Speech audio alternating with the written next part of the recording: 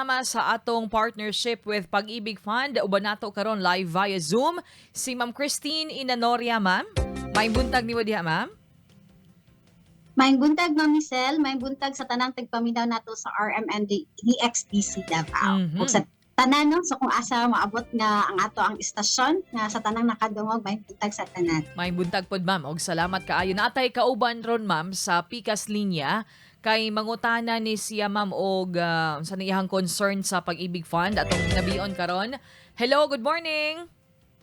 Morning po, ma'am. Yes, ma'am. Unsay pangalan nimo, ma'am? Sheila May Fuertes po. Sheila May. Taga-asa si Ma'am Sheila May. Sa ma'am, Mother Ignacia Homes, Okay. Madapo Hills. All right. Sige, ma'am. Nakay concern sa Pag-ibig Fund, ma'am. Naminaw ron si Ma'am Christine. Hello, Ma'am Sheila. Go ahead, ma'am. Ay, hello po, ma'am. Sige, ma'am. Nakay question sa Pag-ibig Fund? Yes po, ma'am. Sige, Meron ma'am. po. Go ahead, ma'am. Unsay question nimo, ma'am? Kanang naka-loan man gud ko dati tong sa ano pa nako sa first pa nako na work. Pwede na ba ko maka-loan, ma'am, sa akong pero naapa ko'y kulang sa pag-ibig. Sige po. Mauna imong question, ma'am. Naka-loan, naana kay loan dati, pero gusto nimo mag-loan Yes pagbalik, po. ma'am. Yes Mag-reloan. Yes po, ma'am. Sige. Ma'am Christine, nadunggan mo, ma'am, ang concern ni ma'am Sheila? Yes, ma'am. Salamat sa pag-clarify, Ma'am Michelle, sa iyang pangutana, no? Okay, sa tanang miyembro nato nga aduna nay multi-purpose loan, ay assume nga multi-purpose loan ang ginapasabot ni ma'am, no? Pwede gihapon ta maka-reloan provided nga nakahuman na tagbayad og 6 months ug nahuman na pod tong grace period. So, gikan sa pag-loan na atay 2 months na grace period nga dili ta mo bayad. Then magsugod na ta sa ikatulo ka bulan gikan sa atong pag-loan, so mo total siya og 8 months, Ma'am Michelle. So after 8 months pwede ta maka-reloan provided nga nakabayad tag updated sa atong monthly amortization. So kung ang atong monthly amortization tag 500, kinahanglan nakabayad tag unom ka tag 500 pesos sa 8 ka bulan or sa katong 6 months nga tingbayad gyud nato nga nagpagsugod sa atong amortization period para maka-qualify ta nga maka-reloan. Ug usab kailangan updated pud ang atong monthly contribution. Ana lang ang kinahanglan, Ma'am Michelle. Okay, Ma'am Sheila? Okay po.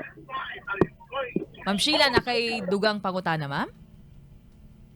Kato lang siya, ma'am. Walang ka akong pangutana, ma'am. Okay. So, makarilaw na yuga.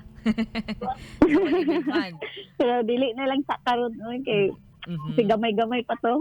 Okay, sige po. Ma'am, salamat kaayo. May buntag sa inyo ha diya sa may Mother buntag. Ignacia. Salamat. Salamat. God bless. Sheila May Fuertes, mga kasama, no? Na concern sa Pag-ibig Fund. Ma'am, naapoy chat din ma'am, na ipangutana din si Raquel Magbanwa Habines, taga Katalunan Grande, Katalunan Pequeño.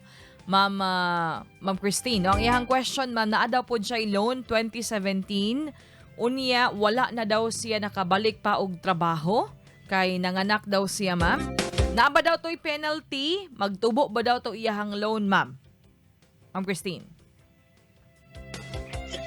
Okay. Ang atong multi-purpose loan or calamity loan, mama na atong mga short-term loan, nagyo na siya kaakibat na interest o penalty kung dili ta kabayad. Pero ang nakagwapo sa ato ang mga short-term loan sa Pag-ibig kay naatay tab offsetting. Pasabot ani, ma'am, kung naatay loan, ya dili na to siya mabayran within 3 ka bulan or on the 91st day.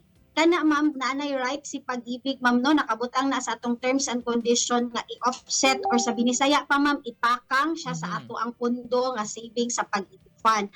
Para dili magsigig kadako inyong loan, kadako ang penalty ug mga interest niya, aduna pay mabilin sa inyong nga savings sa matong mga miyembro.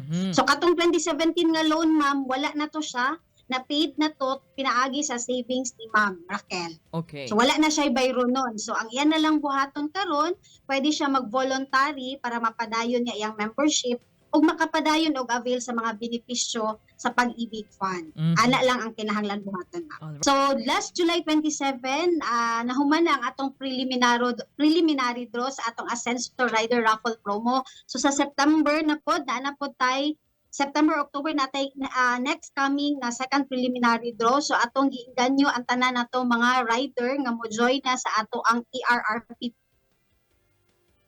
promo sa pag-fund para magkaroon ta og chance makadaog og bagong motor, 20,000 cash og smartphone. Ug usap ma'am, isingit na ko ma'am ang among housing loan. Ang atong interest rate sa 3-year na repricing period di ba gipababaan o giubusan from 6.375 nahimo na kining 6.25%. So sa tanang miyembro nato nga gusto magkabalay, bisitaha ang atong website sa Pag-ibig Fund kay aduna tay acquired asset, or kung gusto mo brand new na property, ang atong housing hub or atong mga branches sa Pag-ibig Fund kanunay abre gikan Lunes hangtod Biyernes para makatubag sa inyong mga pangutana. So kadto lang Ma'am Michelle, dahang salamat. Salamat pod gaay ma'am, kada Lunes so banato ang Pag-ibig Fund at nakauban mga kasama si Ma'am Christine Enanoria.